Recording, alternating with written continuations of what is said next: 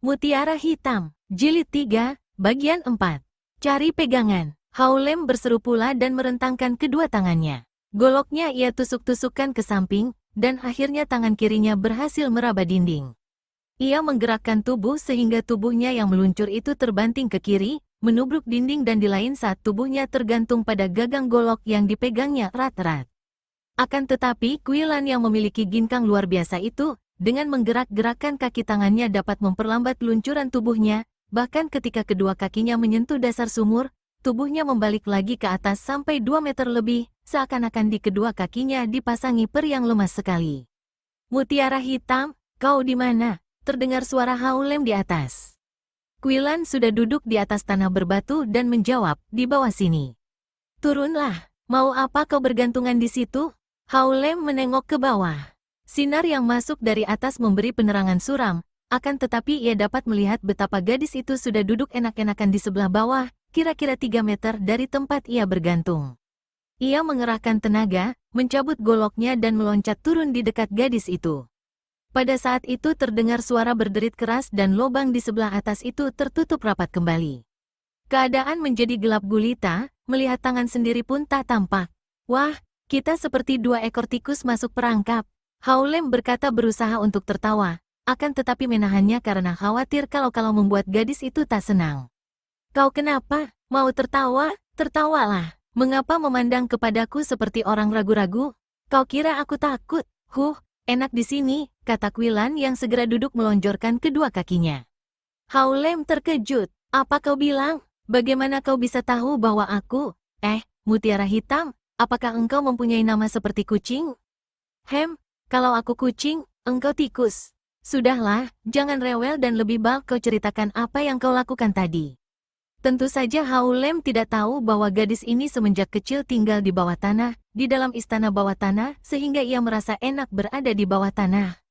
Karena semenjak kecil biasa hidup di tempat gelap, Kuilan memiliki mata yang sudah biasa dengan kegelapan dan dapat melihat benda di dalam gelap, setidaknya lebih awas daripada orang biasa. Mendengar suara gadis itu tidak dibuat-buat, diam-diam ia merasa semakin kagum dan suka. Gadis ini benar-benar hebat, pikirnya. Selain cantik jelita seperti Dewi, juga wajar dan polos, ditambah kepandaian yang amat tinggi. Tadi ketika dikeroyok Kep Jiliong, gadis ini sudah memperlihatkan bahwa ia memiliki kepandaian yang benar luar biasa.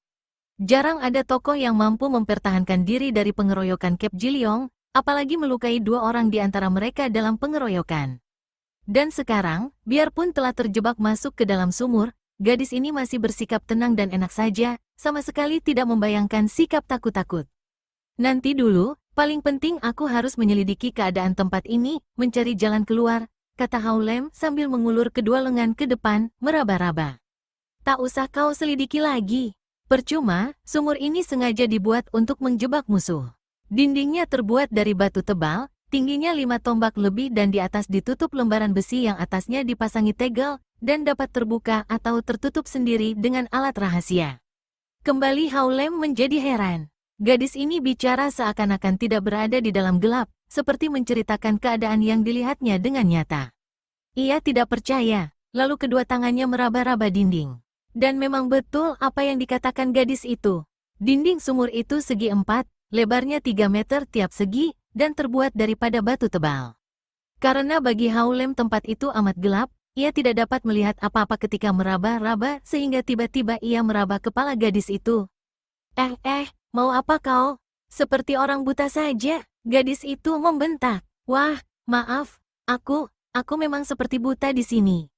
Duduklah dan jangan berkeliaran. Haulem lalu duduk di atas lantai sumur. Tanah padas berbatu itu agak basah. Betapapun juga ia tidak dapat bersikap masa bodoh seperti gadis ini.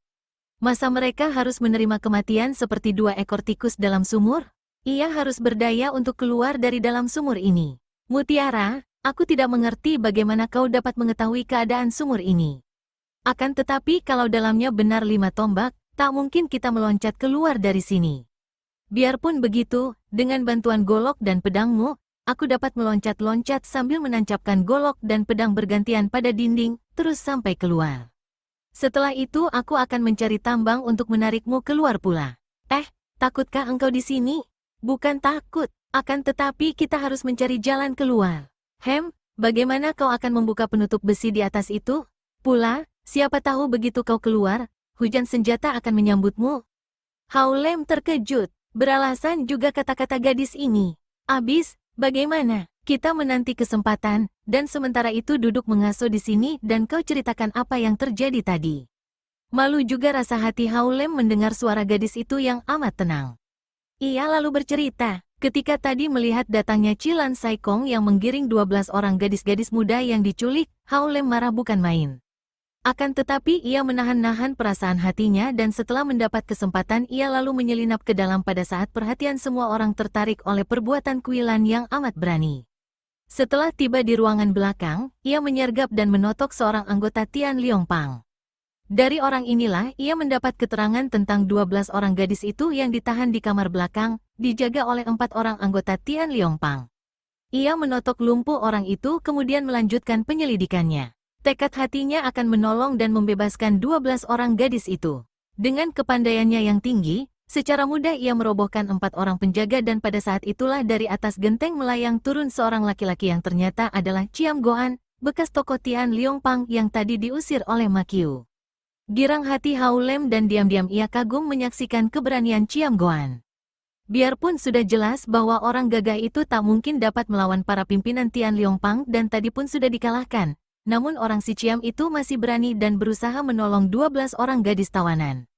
Tanpa banyak cakap, mereka lalu memasuki kamar, membebaskan 12 orang gadis itu. Hao Lem menyerahkan 12 orang gadis itu kepada Chiam Goan untuk diajak melarikan diri, sedangkan dia sendiri memancing perhatian orang dengan jalan membakar bangunan samping bagian belakang. Akalnya berhasil baik. Semua orang lari ke tempat kebakaran dan mengeroyoknya sehingga Chiam Goan dan 12 orang gadis tawanan itu dapat pergi dengan aman. Hao Lem sendiri lalu memancing mereka yang mengeroyoknya ke sebelah dalam gedung, bahkan ia lalu bergabung dengan Kuilan yang sudah terdesak oleh Kep Ji Leong, sehingga akhirnya mereka berdua terjeblos ke dalam sumur perangkap. Begitulah, Hao Lem mengakhiri ceritanya. Kuharap saja orang si Chiam itu berhasil melarikan dan menyelamatkan 12 orang gadis itu. Dan kau sendiri, apa yang kau lakukan tadi? Wah, kepandaianmu hebat bukan main, Mutiara Hitam. Aku takluk setelah menyaksikan betapa kau melawan pengeroyokan Kep Ji Leong. Mereka memang kuat sekali kalau maju bersama. Sebelum kau datang membantu, hampir aku roboh. Mutiara Hitam atau Kuilan lalu menceritakan pengalamannya. Hao Lem kagum sekali dan diam-diam di lubuk hatinya ia merasa puas dan tidak akan penasaran kalau mengalami kematian bersama nona ini di dalam sumur. Sekarang bagaimana? Aku bukannya takut terkurung seperti ini, akan tetapi kita tidak boleh tinggal diam saja. Kita harus keluar dari sini, terutama sekali engkau, katanya. Mengapa aku? Kalau kau bagaimana, aku juga harus dapat keluar. Akan tetapi yang paling penting engkau, Nona. Kau seorang wanita, karena itu harus didahulukan keselamatanmu. Laki-laki dan wanita apa bedanya? Hao Lem tidak mau membantah tentang itu. Biar ku coba untuk merayap atau meloncat naik. Percuma, kita tunggu kesempatan. Kalau ada yang membuka penutup besi di atas itu, sudah kupersiapkan jarum-jarumku. Begitu ada orang di atas, ku serang dengan jarum dan kau boleh melompat dengan bantuan golokmu ditancapkan pada dinding. Bagaimana kalau tidak ada yang membuka penutup besi di atas? Kalau begitu, kita tinggal di sini selamanya sampai mati. Hao Lem bergidik mendengar kata-kata yang dikeluarkan seenaknya dan tenang-tenang saja itu. Akan tetapi hatinya menjadi hangat ketika ia ingat betapa gadis itu agaknya senang saja tinggal berdua dengan dia di situ selamanya sampai mati. Ia menjadi terharu dan baru sekali ini selama hidupnya Hao Lem merasa hatinya terharu sekali dan juga bahagia. Suaranya menjadi gemetar ketika ia berkata, lenyap nadanya yang suka bergurau, suaranya kini bersungguh-sungguh. Nona, Aku pun rela mati di sini, rela tinggal di sini selama hidupku, bahkan aku akan berbahagia sekali, berdua di sampingmu selamanya. Ih, apa maksud kata-katamu yang aneh ini?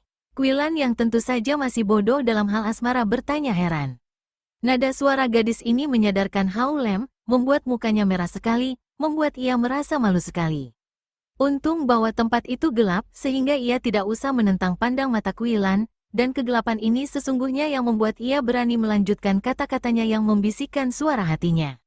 Mutiara, biarpun belum lama aku mengenalmu, Bahkan namamu yang sesungguhnya pun aku belum tahu. Akan tetapi, aku tidak merasa begitu. Bagiku engkau sudah kukenal selama hidupku. Tadinya aku sebatang kara di dunia ini, setelah bertemu denganmu, aku merasa tidak sebatang kara lagi. Mutiara? Ah, aku harus berterus terang, aku cinta padamu. Saking kaget dan herannya mendengar ucapan yang sama sekali belum pernah didengarnya dan yang baru ia raba-raba maksud sebenarnya ini, Kuilan duduk termenung dan menggigit jarum yang dipegangnya. Ia seperti orang terpesona, tidak peduli bahwa pada saat itu, sinar terang menerobos masuk dari atas dan penutup lubang sumur itu dibuka orang. Haulem melihat ini dan cepat melompat, siap untuk menerjang ke atas dan berseru. Mutiara, lekas serang dia. Akan tetapi Kuilan hanya memandangnya dan berkata bingung, ada apa? Naiklah, tiba-tiba orang yang membuka penutup sumur itu berkata, kemudian seutas tambang meluncur turun dari atas. Haulem dan Kuilan melihat bahwa yang muncul dan melemparkan tambang itu adalah seorang yang berkerudung kain hitam, akan tetapi dari suaranya dapat diketahui bahwa dia seorang laki-laki. Begitu melempar tambang, bayangan itu lenyap kembali.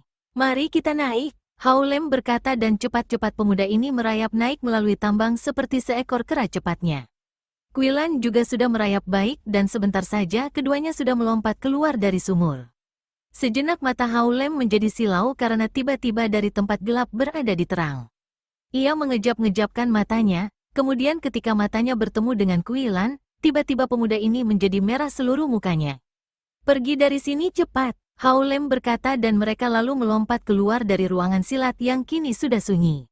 Akan tetapi begitu mereka keluar dari ruangan silat dan berada di ruangan tengah, dari kanan kiri berlompatan keluar beberapa orang anggota Cape Jiliong. Celaka, mereka lolos, kepung, tangkap. Mereka berteriak-teriak dan 4 orang sudah menerjang Haulem dan Kuilan. Akan tetapi keampuhan Cape Jiliong adalah kalau mereka maju bersama. Kini hanya ada 4 orang di antara mereka, tentu saja bukan tandingan Haulem dan Kuilan. Begitu sepasang orang muda ini menggerakkan senjata, 4 orang itu sudah melompat mundur untuk menghindarkan bahaya maut. Kesempatan ini dipergunakan oleh Haulem dan Kuilan untuk berlari terus.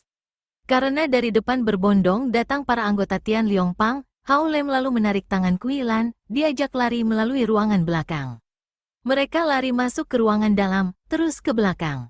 Beberapa orang anggota Tian Liongpang yang bertemu dengan mereka dan berusaha menghalangi, mereka robohkan dengan tendangan atau pukulan tangan kiri. Untung bagi mereka bahwa para pimpinan Tian Liongpang pada saat itu sedang sibuk membuat persiapan untuk mengunjungi pertemuan antara tokoh-tokoh dunia hitam yang akan diadakan di puncak Cheng Liongsan untuk memilih jagoan nomor 1 di dunia. Ma Qiu ketua baru, juga Sin Seng Losu sendiri bersama murid-muridnya bersama beberapa orang tamu penting sudah meninggalkan gedung untuk mengunjungi kota Tegoan untuk ikut menyambut datangnya seorang tokoh besar yang terkenal dengan julukan Xiao Bin Lomo atau Iblis Tua Tertawa. Karena tokoh besar ini masih terhitung paman guru Sin Song Losu, tentu saja oleh Tian Liongpang dianggap sebagai kakek guru dan mereka mengharapkan kakek guru ini akan menjadi jagoan nomor 1 sehingga nama Tian Liongpang akan ikut terangkat tinggi. Karena kesibukan ini mereka hanya meninggalkan 4 orang murid kepala bersama murid-murid bawahan untuk menjaga gedung. Sama sekali mereka tidak menduga bahwa 2 orang muda tawanan mereka akan dapat meloloskan diri dan menganggap mereka itu tentu akan tewas kelaparan di dalam sumur. Haulem dan Kuilan maklum bahwa keadaan mereka akan berbahaya kalau para pimpinan Tian Liongpang keburu datang mengeroyok. Mereka pun tidak ada niat untuk melanjutkan pengacauan karena mereka datang ke tempat itu hanya untuk main-main dan tidak mempunyai urusan tertentu dengan perkumpulan ini. Dihadang oleh murid-murid bawahan Tian Liongpang tentu saja mereka dengan enak merobohkan semua penghadang, terus lari ke belakang, mencari kandang kuda, dan setelah dapat menemukan kuda hitam yang mereka sumbangkan tadi, mereka lalu menunggang kuda berdua dan membalapkan kuda itu keluar dari Yan'an. Terdengar derap kaki kuda yang ditunggangi para anak buah Tian Liongpang mengejar, namun tak seekor pun kuda mampu menandingi larinya kuda hitam dari hitan itu. Setelah kota Yan'an jauh ditinggalkan dan tak tampak adanya pengejar lagi, Kuilan yang duduk di depan tiba-tiba menahan kudanya. Mereka berhenti di jalan simpang 4. Di sini kita berpisah, kau turunlah. Haulem meloncat turun dan memandang gadis itu dengan muka terkejut. Tak disangkanya bahwa secara tiba-tiba gadis itu mengajak mereka saling berpisah. Namun nona itu menundukkan muka, tidak membalas pandang matanya. Mutiara hitam, Nona, mengapa kita harus berpisah? Suara Haulem gemetar, tidak seperti biasa. Jantung Kuilan berdebar aneh. Ia marah dan juga bingung. Nona, apakah engkau marah karena pengakuanku di dalam sumur tadi? Maafkanlah, aku bukan bermaksud menyinggung perasaanmu atau menghinamu. Aku hanya mengeluarkan isi hatiku sejujurnya. Biarpun kau akan menjadi marah dan membunuhku, aku tak dapat menyangkal bahwa aku cinta padamu, Mutiara Hitam. Kuilan menarik napas panjang. Ia tidak bisa marah kepada pemuda ini, dan sebetulnya ia senang mendengar pengakuan itu. Akan tetapi ia tidak ingin selamanya berada di samping Haulem. Ia ingin menyendiri. Haulem, ada hal yang lebih penting bagimu. Engkau harus pergi kepada ibu kandungmu. Terbelalak mata Haulem memandang. Apa? Apa yang kau maksudkan? Bukankah ayahmu bernama Tang Sun dan ibumu bernama Pang Bili? Haulem melangkah maju dan memegang tangan Kuilan. Mutiara, bicaralah yang jujur. Bagaimana kau tahu akan nama ayahku? Memang ayahku bernama Tang Sun. Nama ibu aku tidak pernah dengar. Akan tetapi engkau, bagaimana bisa tahu? Kuilan yang kini melihat betapa wajah Haulem menjadi pucat dan agaknya amat tertarik tersenyum. Kau pantas menjadi kakakku. Ibumu adalah Bibi Billy yang menganggap aku anak sendiri. Ayahmu telah tewas. Aku melihat sendiri. Ibumu masih hidup, namanya Pang Billy dan kini tinggal di hutan iblis. Makin pucat wajah Haulem. Di hutan iblis, ayahku mati. Ia merasa mimpi mendengar keterangan ini dan tentu ia tidak akan percaya kalau saja ia tidak yakin bahwa gadis yang baru dikenalnya beberapa hari ini tak pernah membohong seperti juga tak pernah merasa takut. Pergilah, carilah ibumu dan kau akan mendengar semua. Ibumu hanya tahu bahwa putranya bernama Tang Haulem. Kau pergilah ke lembah air hijau, di kaki pegunungan Pek Liusan sebelah utara, di sana terdapat hutan yang oleh orang-orang disebut hutan iblis. Nah, ibumu tinggal seorang diri di dalam pondok di hutan itu, menanti-nanti kedatanganmu. Selamat tinggal, kelak kita berjumpa pula. Setelah berkata demikian, Kuilan membalapkan kudanya pergi dari tempat itu, meninggalkan Haulem yang masih berdiri seperti arca dengan muka pucat. Ibuku, ibu kandungku, ibuku. Pemuda yang biasanya periang itu kini hanya berbisik-bisik dengan sepasang mata basah. Pandang matanya mengikuti bayangan Kuilan di atas kudanya, dan semangatnya serasa terbawa terbang pergi. Kuilan menjalankan kudanya sambil melamun. Begitu berpisah dari Haulem, ia merasa betapa ia kehilangan seorang teman seperjalanan yang selalu mendatangkan suasana gembira. Akan tetapi kalau ia teringat akan pernyataan cinta kasih Haulem, ia menjadi kecewa. Hal ini melenyapkan rasa gembiranya dan membuatnya menjadi tak enak. Hatinya berdebaran dan ia menjadi malu, tak ingin bertemu kembali dengan pemuda itu. Ada hal lain yang sejak tadi ia pikirkan. Siapakah orang yang menolongnya ketika ia bersama Haulem berada dalam sumur jebakan? Apakah orang gagah si Ciam yang telah menolong 12 orang gadis tawanan? Rasanya tidak mungkin karena biarpun gagah berani, orang si Ciam itu tidak begitu tinggi kepandaiannya. Penolong tadi tentu orang yang sudah kenal akan keadaan dan rahasia Tian Liongpang. Kuilan yang tidak mengenal jalan, tidak tahu bahwa kudanya itu berlari menuju ke arah Sungai Kuning yang mengalir di sebelah timur Yan'an. Ia juga tidak tahu bahwa jalan ini pula yang diambil oleh rombongan Sin Seng Losu pagi tadi, menuju ke Taiguan. Hari telah menjelang senja. Ia segera membalapkan kudanya ketika melihat sebuah dusun jauh di depan. Perkampungan ini cukup besar dan Kuilan bermalam di rumah penginapan dusun itu. Semua orang kagum melihat gadis yang cantik jelita dan yang menunggang seekor kuda hitam yang indah ini, namun Kuilan tidak ambil peduli. Setelah pengalamannya di Tian Liongpang, Kuilan bersikap hati-hati dan tidak mau mencari perkara. Mulailah ia tahu bahwa di dunia Kang Ou banyak terdapat orang-orang yang berilmu tinggi. Ia ingin bertemu dengan ibu kandungnya dan menurut penuturan Haulem, di Hitan banyak terdapat orang-orang pandai sehingga seorang tokoh hitam seperti Jin Cham Hoa Ong itu pun menjadi buronan Hitan. Ia akan menemui ibu kandungnya dan kalau mungkin, memperdalam kepandaiannya. Pada keesokan harinya ia melanjutkan perjalanan dan hari telah lewat senja ketika ia menghentikan kudanya di tepi Sungai Kuning yang airnya melimpah-limpah dan amat lebar. Ia duduk di atas kudanya sambil termenung. Bagaimana ia dapat melanjutkan perjalanan? Tidak ada jembatan, tidak ada perahu, dan tempat itu amat sunyi, tak tampak seorang pun manusia. Hanya dapat dilihat dari situ perahu-perahu nelayan jauh sekali dan ada di antara mereka yang sudah menyalakan lampu penerangan. Ia lalu menjalankan kudanya menyusuri sungai menuju ke kiri untuk mencari perahu yang kiranya akan dapat menyeberangkannya, atau kalau tidak, ia akan mencari tempat yang baik untuk melewatkan malam dan besok baru berusaha menyeberang. Tiba-tiba dari jauh ia melihat sebuah perahu kecil meluncur cepat ke pantai. Itu tentu seorang nelayan, pikirnya. Mungkin dia bisa menolongku mencarikan sebuah perahu besar untuk menyeberang. Perahu kecil macam itu mana dapat menyeberangkan kudanya? Quilan mempercepat larinya kuda ke arah pantai. Akan tetapi ia terlambat karena dari dalam perahu itu meloncat keluar bayangan hitam yang kemudian berlari amat cepatnya ke darat. Quilan terkejut. Terang itu bukan nelayan biasa, pikirnya. Nelayan biasa mana bisa memiliki ginkang yang sedemikian baiknya. Ia pun cepat membelokkan kudanya, mengikuti arah larinya orang itu. Cuaca sudah mulai gelap, dan Quilan yang merasa tertarik melanjutkan kudanya ke depan sambil mencari-cari dengan pandang matanya. Bayangan itu lenyap sudah. Gerakannya terlalu cepat dan melakukan pengejaran sambil menunggang kuda amat sukar. Selain itu, Quilan juga meragu untuk mengejar secara sungguh-sungguh. Ia tidak tahu siapa orang itu dan mengapa berlari-lari dengan cepatnya. Terang bukan nelayan dan ia tidak mempunyai keperluan sesuatu dengan orang itu. Hanya ia tadi ingin bertanya kalau orang itu dapat menunjukkan di mana ia dapat menyewa perahu untuk menyeberang bersama kudanya. Sinar terang yang keluar dari kumpulan batu-batu gunung di pantai sebelah depan menarik perhatiannya. Sinar yang bergerak-gerak besar kecil itu tentulah sinar api unggun yang dinyalakan orang. Ada api unggun tentu ada orang, dan kalau ada orang berarti ia akan bisa mendapatkan keterangan dan petunjuk yang diharapkan. Kini kuda hitam yang ditungganginya sudah mendekati deretan batu-batu padas yang tinggi dan dijalankan perlahan. Ternyata api unggun itu dinyalakan orang di dalam sebuah goa batu yang amat lebar. Ketika Quilan yang masih duduk di atas kudanya tiba di depan mulut goa, ia melihat 5 orang laki-laki di dalam goa. Kedatangannya agaknya sudah dinanti mereka karena mereka sudah berdiri dan tangan kanan mereka sudah meraba gagang senjata masing-masing. Yang paling depan adalah seorang pemuda yang berambut panjang, berpakaian hitam dan berwajah tampan sekali.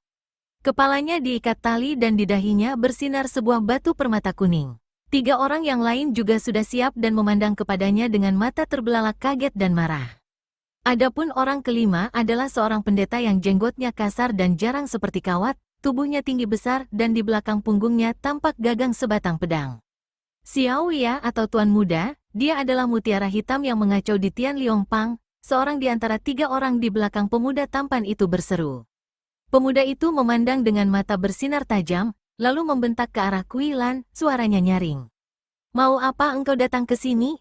Quilan tersenyum, ia tidak memandang mata kepada orang-orang Tian Liong Pang ini. Melihat batu permata di dahi si pemuda tampan, ia dapat menduga bahwa pemuda itu tentu seorang tokoh pula.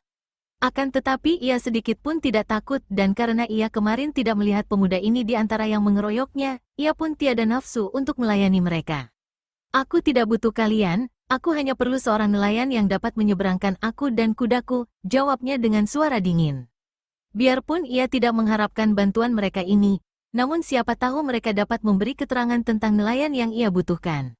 Sebelum pemuda dan 3 orang anggota Tian Liong Pang itu menjawab, Pendeta Sai Kong yang berdiri paling belakang itu mengangkat tangan kiri ke atas, dan berkata, Siang Koan Kongcu, biarkan Lohu menghadapinya. Dengan langkah lebar pendeta ini maju. Setelah berhadapan dengan Quilan, ia menjura dengan hormat, tersenyum-senyum dan jenggotnya yang kaku bergerak-gerak, matanya berkejap-kejap.